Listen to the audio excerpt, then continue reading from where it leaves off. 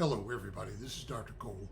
It's Sunday afternoon, November 17th, and this will be the Week 14 announcement for Political Science 3753 Constitutional Law for the fall 2024 term. Okay, everybody, my next message to you will be in 2 weeks, because after this week, we're going on Thanksgiving break. So my next announcement should be going out on or about Sunday, December 1st. Everybody, for this week, we've got Quiz 6 scheduled for the 21st, Thursday the 21st. That goes back to some material we were looking at last week on freedom of religion, and I asked you to look at a pair of pro and con articles going back to 2019 from the Wall Street Journal that I hope will illuminate ongoing freedom of religion issues for you. And we'll take a quiz on that material. There's 2 articles, expect 5 items on each, 2 false items, for a total of 10. Available all day Thursday the 21st, and that is the last thing we would do before we go on Thanksgiving break. Now everybody, on the syllabus for this week, we've got equal protection, which is largely about racial discrimination, largely but not entirely, largely about racial discrimination. We've got a total of 3 sets of lecture notes about equal protection. Lecture 25 and 26 this week, and then when we come back after Thanksgiving break, all we have on the syllabus is 27. Lecture 27, which has just gone up on the website. I finished with it yesterday, I believe. It is up on the website if you want to take a look at it, but it's not absolutely necessary to do so until after Thanksgiving. All right, everybody, we will take the quiz Thursday, and at that point we will have done 6 quizzes and 6 discussions.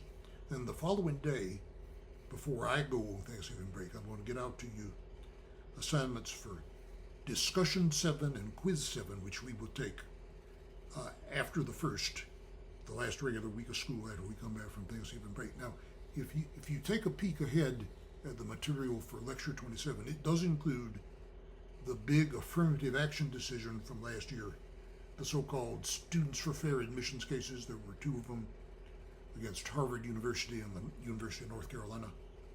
I think I will have some discussion and quiz material about that issue, and that will be discussion 7 and quiz 7, and that will be the end of our quizzes and discussions. The week we come back from Thanksgiving will be the last week of regular classes, the week of December 2nd. Please make a note, everybody. After that week, we have the final exam scheduled for, let's see, Wednesday and Thursday. I believe that's correct, or actually it may be Thursday and Friday, excuse me. The 12th and 13th. Okay. And then the term paper is due Friday, December 13th. Remember, a term paper is not mandatory, but you need to submit one to be on the A track. I believe I've spoken to a couple of students about term papers. It would be wise, if you would like to do a term paper, to contact me about your topic in advance. We're getting closer to the end of the term now with every passing day, of course. We had sent you earlier a list of Supreme Court cases that you could draw upon for a term paper topic. If you did not have that, contact me. I believe it's up on the course website in the modules area under Course Home, but double check me on that. If you cannot find that, I can email it to you. All right, so what we have on the syllabus for this week, other than our quiz, everybody, of the notes for lectures 25 and 26 on equal protection, racial discrimination, with 27 coming up the week after we get back from Thanksgiving, the last regular week of classes. Now, as you look at 25, the lecture notes for 25, okay, lecture 25, we go way back and look at the history of slavery in the territory that will become the United States and how the Constitution attempted to address that. Then, of course, there was the Dred Scott case in 1857, the second time all or part of an act of Congress was declared unconstitutional in an attempt to settle the slavery issue, but of course, it did not do so.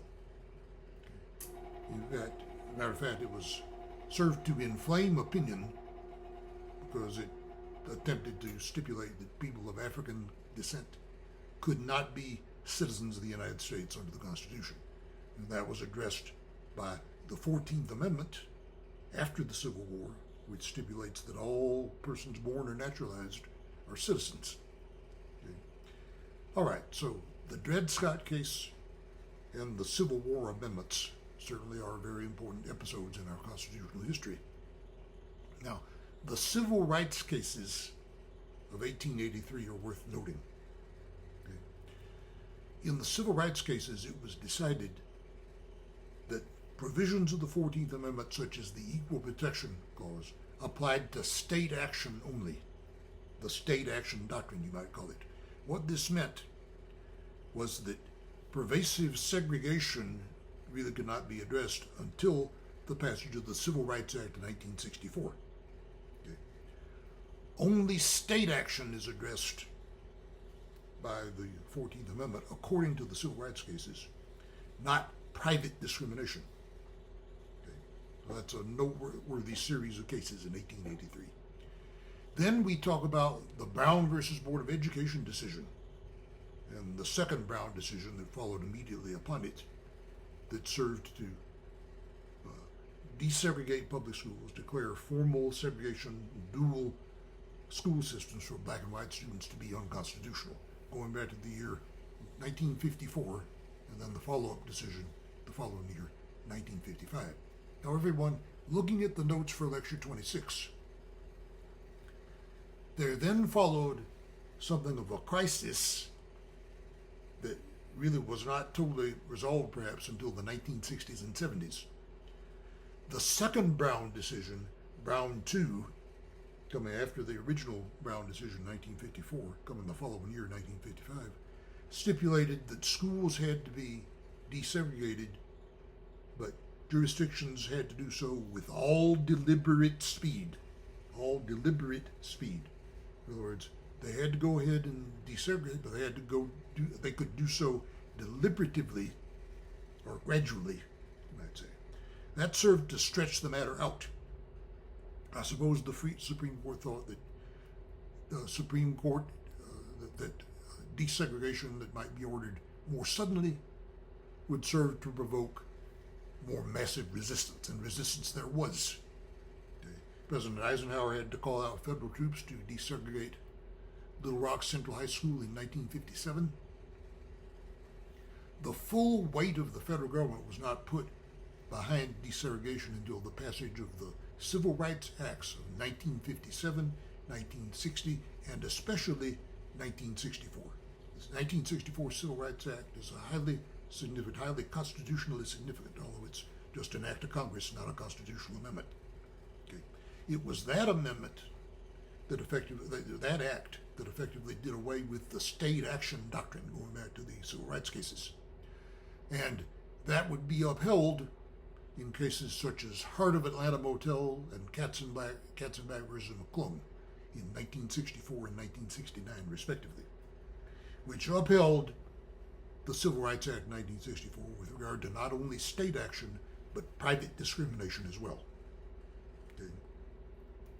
So neither the Heart of Atlanta Motel nor Holly McClung, with his barbecue restaurant in Birmingham, Alabama, could exclude black customers because of those two decisions in 64 and 69 upholding the Civil Rights Act of 1964. Now everyone, look carefully at Milliken versus Bradley, 1974. This is a case that explains why our schools are not any more desegregated than they actually are.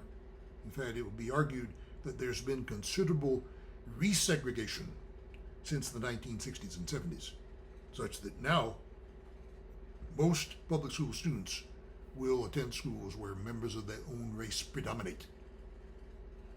It's true that you still cannot have a formally segregated system, but what happened in Milliken versus Bradley, this was a case from the Detroit area.